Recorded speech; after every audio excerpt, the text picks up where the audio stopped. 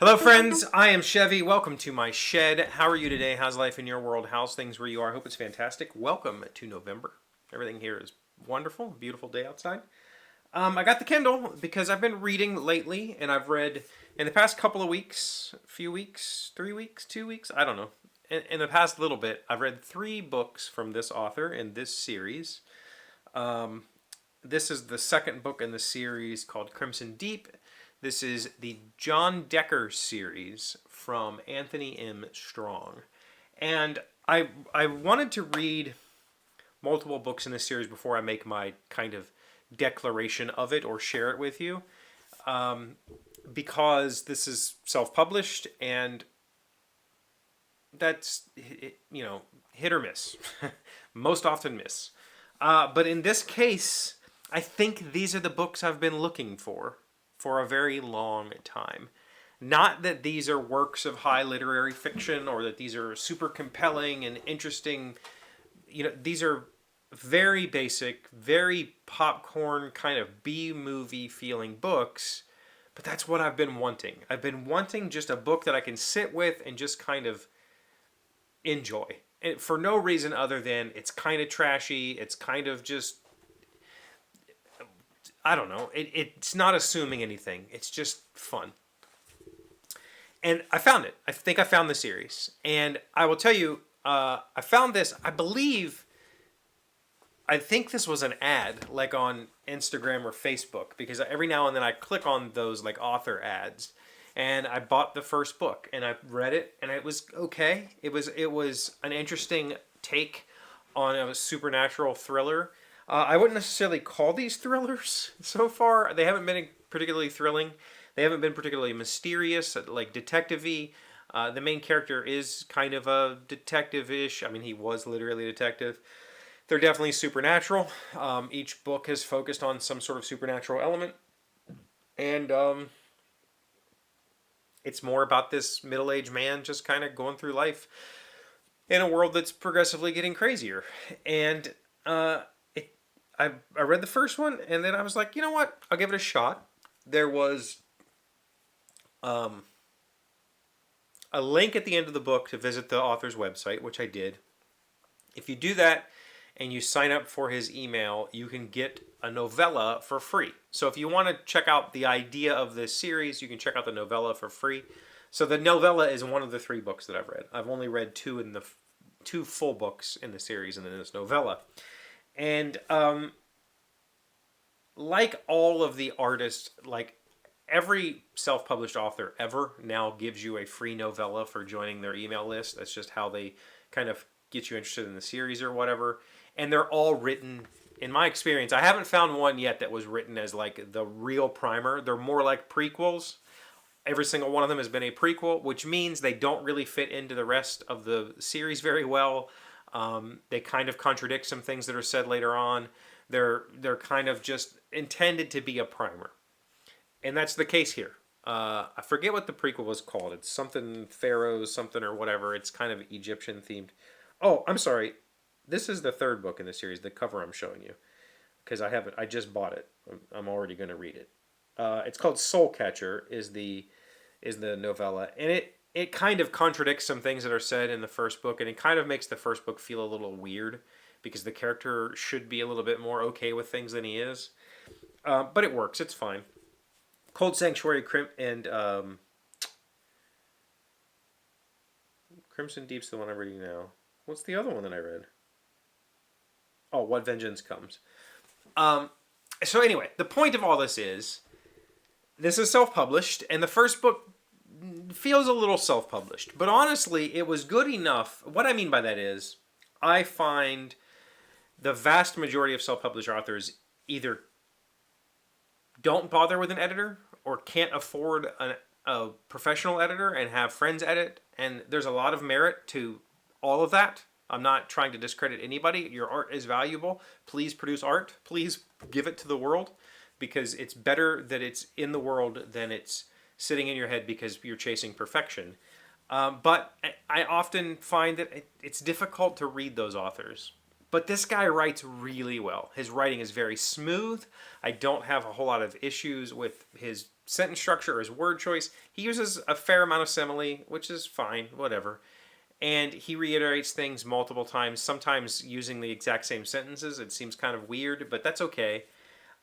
Overall, though, the pacing is great. The story is believable, meaning that the characters are taking believable actions. Those are often pacing and unbelievable characterization or unbelievable action is the thing that turns me off from most self-published authors. They usually have characters that just do or think very wildly different things from scene to scene because the author doesn't really have full understanding of that character. I feel like Anthony here has wonderful perspective on his characters, and he portrays them very well. It's written, all three of these books have been written from lots of different viewpoints, so you get tons of different characters popping in and out, being the narrator for a paragraph, or, I mean, not a paragraph, for a chapter. Some of the chapters are very, very short, like 2 pages. But I like that. I like that we get to bounce around, be in the head of maybe the villain or what might be the villain or what turns out to not be the villain, be in the head of victims, being in the head of John Decker himself. Very fun. Think of these books as like I said earlier, like kind of like B movies that have been written down. They're not super awesome, gripping stories with twists and turns. They're pretty on the nose, face value, step through the motions, solve the case, move on with your life. But John Decker has some personal history that comes through in his decisions and the way that he treats people. The world that this all exists in, it's today-ish, modern society with modern societal problems.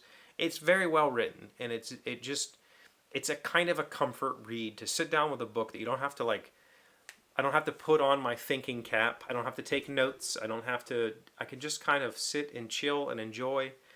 This is kind of the evolution that I've been looking for, is that, in the 60s, 70s, 80s, even into the 90s, we had like men's adventure, westerns, crime thrillers. Like, we've had that genre of just mass market, quick, books that are just churned out, pulpy, quote, trashy books. And that, in my opinion, there's nobody really publishing a lot of that anymore. There's a few, but it's not like I can go to the grocery store and there's the Harlequin romance and the westerns and I can just pick out a book and go read it.